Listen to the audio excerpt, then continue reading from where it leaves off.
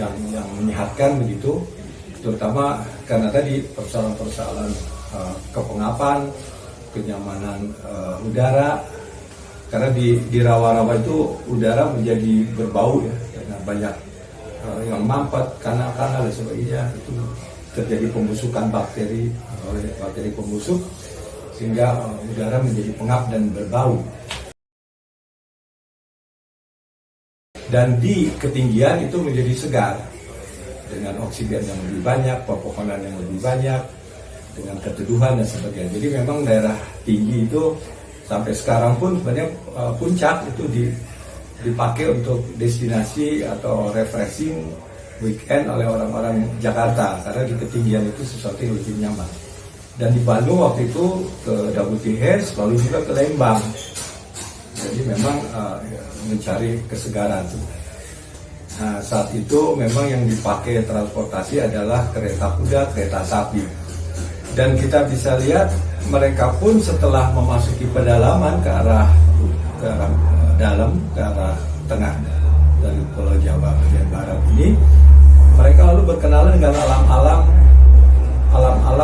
tropis, alam-alam kultur timur. Karena tadinya mereka di Kota Benteng Batavia itu adalah berderet-deret saja dengan kanal-kanal, lalu ada kantor dagangnya pun begitu berderet-berderet, lalu ada kanal-kanal di tengahnya seperti di Jakarta Kota masih kita bisa lihat, dan tentu pengap, tentu berbau busuk dan sebagainya kalau musim kemarau terutama. Lalu mereka mulai lagi masuk ke pedalaman, dan di pedalaman ini banyak sesuatu yang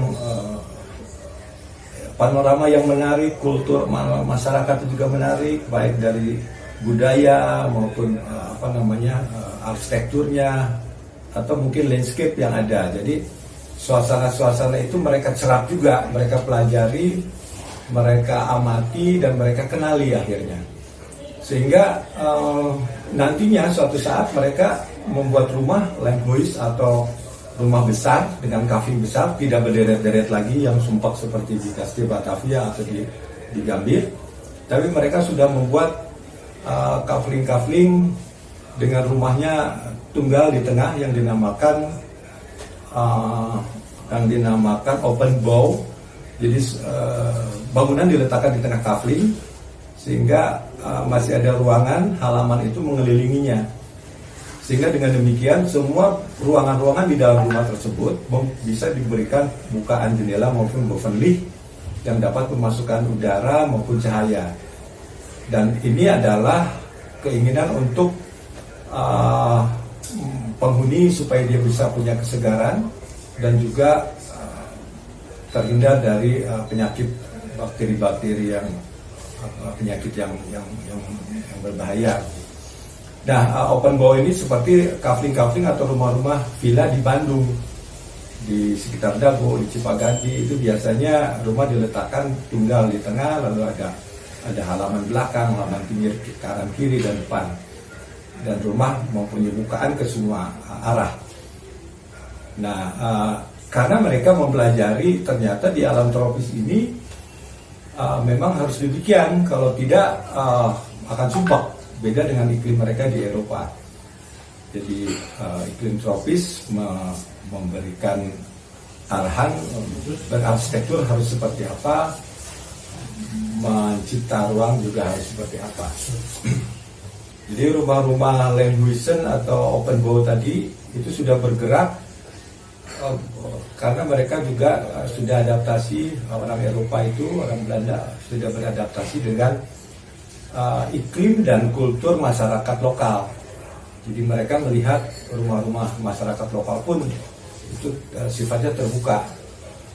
Sehingga kalau kita bisa lihat zaman dulu tahun 70 saja di Cipaganti di Jalan Dago, itu mereka memang open bow dan tidak berhalaman, jadi semuanya terbuka saja.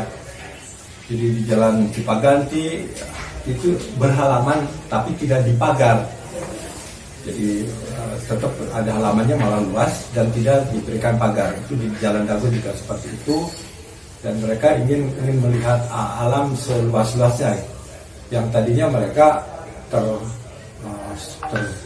terkurung, seolah terkekang di dalam kepengapan kastil ataupun kota Batavia di arah di sekitar pantainya. Jadi ada upaya untuk mengenali lingkungan alam maupun kultur dari masyarakat setempat.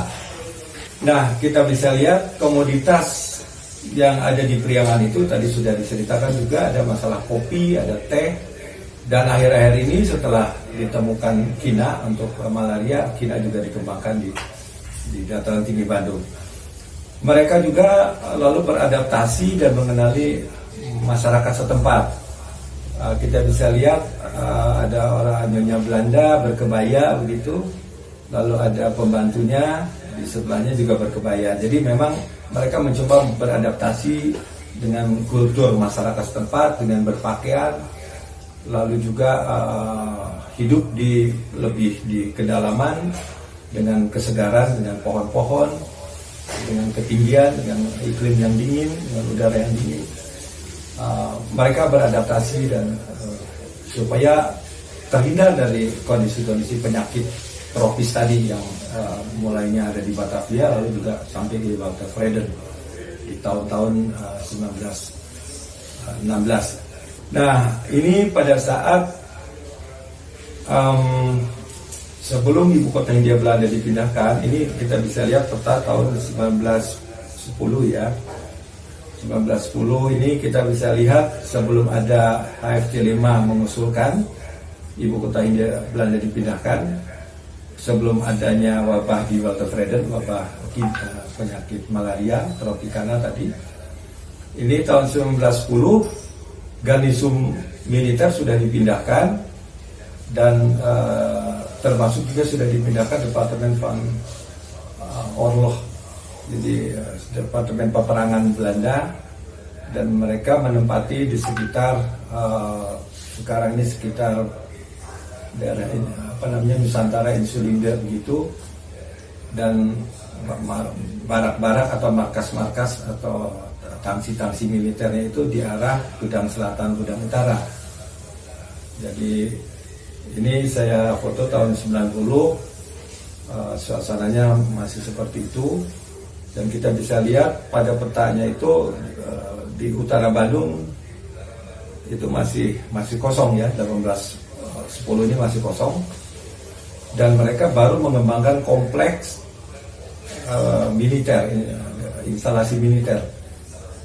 Dan kompleks, jadi mereka juga tidak merencanakan kota secara utuh, tapi bertahap dalam kompleks per kompleks, atau kita namakan kawasan atau distrik dalam bahasa Inggris. Jadi mereka merencanakan dalam kompleks per kompleks. Tapi yang menarik dari perencanaan kompleks-kompleks yang ada itu nanti menjadi sebuah kota dalam kesatuan yang utuh dengan sistem drainasi, dengan sistem air bersih yang juga teknikal. Teknikal itu begini, kalau yang hulu itu kan tentunya harus dimensi harus lebih besar, atau yang atas itu dimensinya harus lebih besar.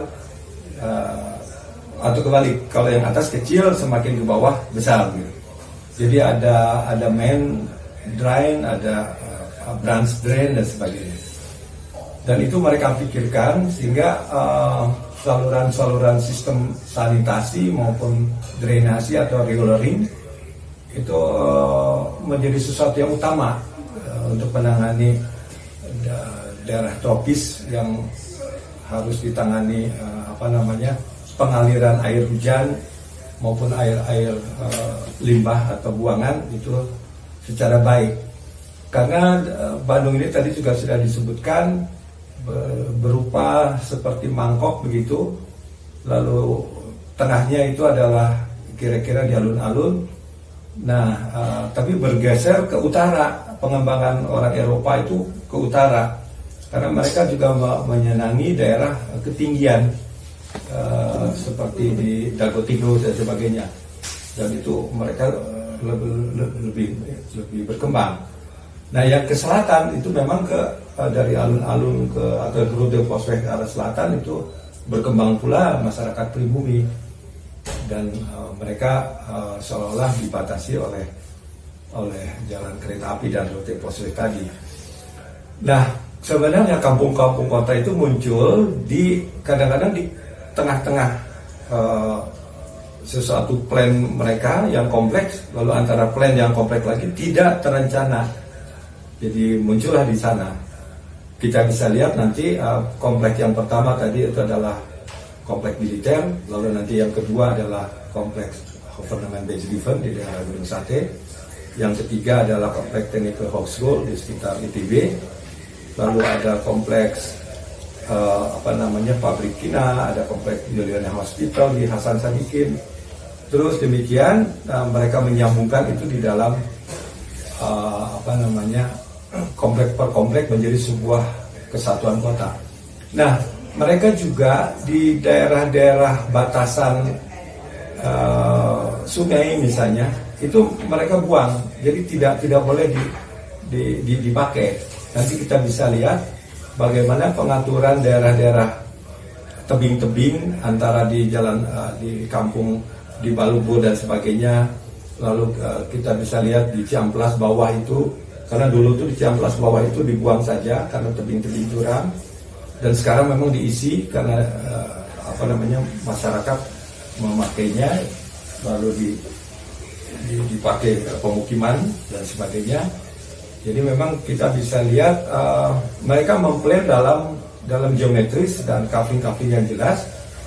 Malah di belakang kafling itu, kalau kafling dengan kafling berpunggung-punggungan, di belakangnya itu atau di tengahnya ada beranhang sebagai sarana utility mereka. Jadi air bersih, air kotor itu tidak melalui depan, tapi disalurkan dalam beranhang yang berada di belakang rumah masing-masing. Dan ini tentu diatur dari atas sampai ke bawah, karena morfologi dataran tinggi Bandung ini yang dikembangkan di utara dan memang mereka melandai ke selatan. Jadi kita bisa lihat ada ledeng itu tempat air bersih, lalu mereka alirkan ke selatan.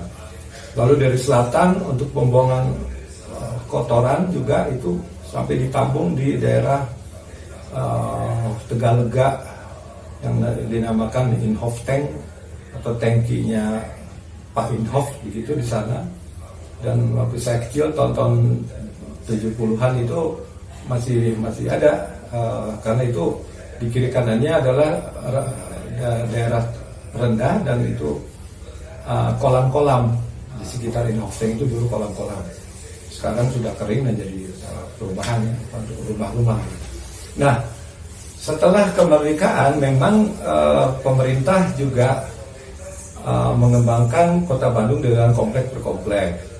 Misalnya yang pertama dikembangkan perumahan di Bandung setelah perencanaan Belanda itu adalah kompleks Sukaluyu.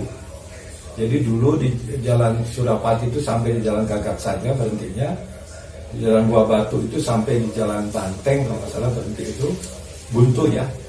Nah, lalu Jalan Suci belum ada, sekitar tahun 75, 73 lah.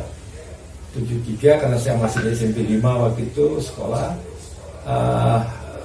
Sukaluyu dikembangkan dalam sebuah kompleks, jadi sebuah kawasan atau sebuah perumahan. Jadi mengikuti kondisi dulu juga. Hanya saja, nah ini kelihatannya standar-standar teknik itu tidak saklek seperti yang diajarkan secara teori teknik begitu. Nanti kita bisa bicarakan, karena setelah Perang Dunia Kedua itu ada kondisi meminimalkan biaya. Jadi ketinggian bangunan juga diturunkan, material juga dikecilkan, tembok yang harusnya tebal bisa diringankan dan sebagainya. Jadi ada meminimalis, mengekonomi, memangkas anggaran karena situasi ekonomi yang tidak memungkinkan sehabis Perang Dunia Kedua. Mereka tidak mengembangkan kota secara utuh, tapi bisa menggabungkan antara kompleks dengan kompleks itu secara lebih estetis, lebih teknis dan lebih fungsional. Nah, yang menarik juga tiap kompleks itu sebenarnya mereka menyiapkan generator fungsi utamanya Misalnya di Insulinde, sekitar kawasan Insulinde atau kompleks Insulinde itu gedung kantor pemerintahan kemiliteran, dan juga di depannya harus ada open space atau dinamakan taman. Jadi mereka mengembangkan taman atau park, plain, lapangan dan boulevard. Dan itu akan ada di dalam sebuah kompleks. Jadi semua kompleks itu ada. Ini juga demikian, ITB 1920 masih kosong, tapi dia sudah siapkan generatornya, itu adalah kampus ITB dengan Aula Barat Timur. Lalu yang lain masih kosong, dan pola jalan dan pola dan drainase itu sudah disiapkan dengan riol-riol yang sudah dihitung. Oke, ini gedung sate. Gedung sate dibangun karena ada usulan dari T5 tadi, 1916 di Watervreden ada wabah besar, dan mereka menyarankan T5 memindahkan ke kota Bandung. Dan mereka, para arsitek juga mempelajari kultur dan iklim lokal. Sehingga di gedung sate ini bukaan-bukaannya juga cukup bagus. Dan kulturnya mereka mengambil simbol lokal, yaitu untayan melati yang mereka tusukkan atau mereka rangkai di dalam sebuah penangkal petir di atas atap yang balai nyungcung. Jadi tahun 89 Mas Kunto membuat buku Ciri Wajah Bandung Tembang dulu, dan dia kira-kira atas saja bahwa itu seperti sate dengan 6.000 gulden gitu. Dan sebenarnya konsep arsitekturnya adalah historism and romanticism, sehingga mereka para arsitek terpengaruh juga, terperangah oleh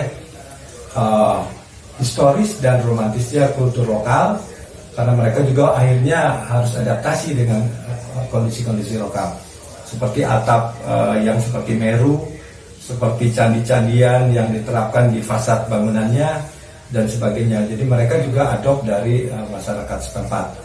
Ini gedung sate dengan satenya itu berupa untayan melati. Jadi seperti kita bisa lihat, untayan melati itu bentuknya tidak kotak, tapi melati itu seperti jambu begitu. Dan melati bagi masyarakat lokal itu sesuatu yang wangi, yang disakralkan malah dulu itu, dan sesuatu yang dianggap suci atau bersih. Jadi keinginan dari bangunan atau gedung ini adalah sesuatu yang bersih, yang suci, yang mengarah ke atas, sesuatu yang sakral di atas, dan jauh dari kondisi profan begitu, yang duniawi. Jadi arah simbol-simbol itu yang mereka pakai dan mereka adopt dari masyarakat setempat. Oke, kita bisa lihat lagi karena mereka mengadaptasi dan belajar mengenali kondisi lokal, dan mereka juga tahun 1920 ini masih belum bisa bergerak terlalu jauh karena transportasi juga masih terbatas dan sebagainya, sehingga eksplorasi kultur lokal, eksplorasi material dan sebagainya itu diangkatlah oleh arsitek-arsitek pada tahun 1920 sampai 1930, karena 1930 sampai 1940 itu konsepnya juga berubah, sesuatu pesona lain, yaitu pesona mesin modern, mengantarkan mereka juga menciptakan bangunan-bangunan yang terpengaruh oleh mesin modern. Itu di kota Bandung, di sekitar Jalan Dago, dan masih kosong, hanya sementara disiapkan bangunan induknya saja, Aula Barat, Aula Timur, tapi pola sudah muncul dan selalu dimainkan lagi kalau ada generator yang kuat di situ, yaitu di sini dalam hal ini adalah karena ini kompleks pendidikan tinggi, yaitu kampus, generatornya adalah kampus, dan di depannya pasti ada taman besar, jadi taman Ganesha dan sebagainya. Itu sudah jadi sebuah ciri khas dari sebuah pengembangan kompleks tadi. Dan di antara taman-taman tadi, kalau kita hubungkan dengan kompleks yang lain, itu ada sambungan yang menarik, dan biasanya jalannya juga dipenuhi oleh pohon-pohon di kiri kanannya, itu ditanami pohon damar, ditanami mahoni dan sebagainya. Nah, kalau gedung THS itu mereka adaptasikan dari rumah lokal yang memang sesuai sekali dengan curah hujan iklim tropis dan dan mereka hanya memainkan konstruksi atau struktur yang non lokal lah, kira-kira seperti itu, tapi bentuk dan simbolis adalah rumah setempat yang mereka namakan julang apak gitu, diangkat ke dalam konteks arsitektur modern di tahun 1920 dengan fungsi bangunan kampus dan Hop School di dalam Ganesha. Oke, mungkin sementara pemirsa, sementara ini karena waktu juga sudah habis, kita bisa lanjut lagi dalam season nanti. Panitia mungkin akan menjadwalkan, dan apabila ada hal yang kurang berkenan atau salah interpretasi atau salah slip lidah dan sebagainya, saya pribadi memohon maafnya. Untuk sementara saya kembalikan lagi ke panitia. Terima kasih.